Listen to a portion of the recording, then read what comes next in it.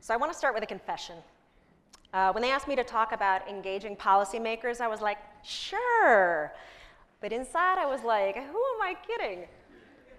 None of this was strategic. And yet, CMFPC has been pretty successful. Is there a secret sauce? Not really. Like any good barbecue, wait, maybe a beehive is a better metaphor. The honey and the comb that surrounds it is gathered one drop of nectar at a time. And so my first nugget of advice for you guys is that it takes time, persistence, failure to succeed. And you're also never done. What you need is sustained passion.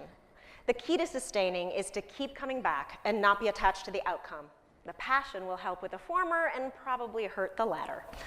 Another more obvious bit of wisdom is that elected officials are people too. They make mistakes just like us, and they have issues that they're personally passionate about just like us.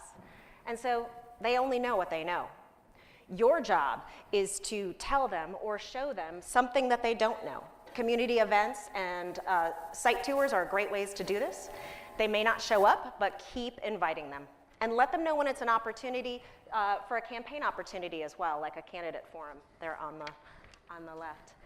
We've also done 2 community food assessments where we've identified areas of food insecurity as well as opportunities for policy change.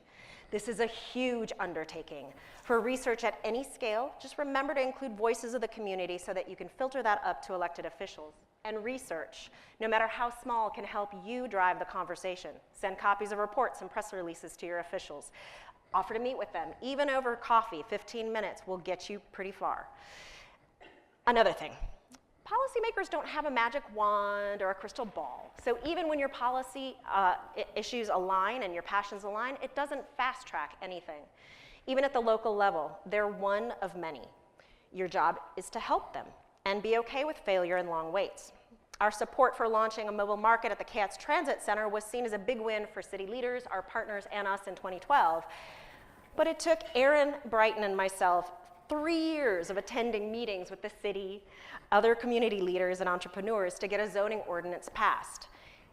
And even with a zoning ordinance for mobile markets, we're a long way from an equitable access to food. So we continue to work with our community partners and the health department around SNAP WIC accessibility, not just at farmers markets. So sometimes policymakers actually know more than we do. And it's just as important to listen to them. School lunches have been a big deal for CMFPC from the start. But at the beginning, the conversations were reactive. The focus was on everything that was wrong with school lunches. And by the way, school councils, school boards are policy agencies. So your job is to be an ally, not an adversary. What's that expression about flies and honey, right? So with our first director, we found and picked the low-hanging fruit. We went into schools that had gardens and we offered a cooking program. Fast forward 5 years, and our Food Corps service members have helped our partners get GAP certification for the urban farm at Garinger High School. And the school board, your policy agency, is reinvesting in horticulture education and vocational training programs, and so much more. A lot of what I've described has felt more like frustration and failure than success from the inside. But at key moments, elected officials have come to us for information. After attending the candidates forum, Congresswoman Adams reached out to us as an ally in our initiative. The resources at that event were as valuable to her team as they were to community members. And we've been helping her convene conversations around food security issues ever since. They won't necessarily come running to you, those policymakers. Jeff Jackson is my state senator. God bless him for putting this up on his Facebook page.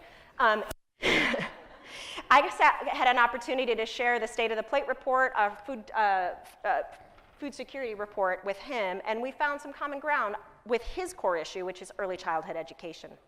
As for CMFPC, while we're still figuring things out, we know that we need to bring others to the table and in these conversations. And we just put on our first food advocacy training, thank you, Jared.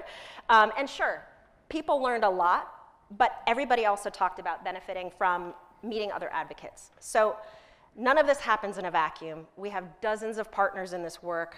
And my final bit of wisdom to you is to keep your eyes on the big picture, But focus on the foreground. Start small. One project, one action, one conversation.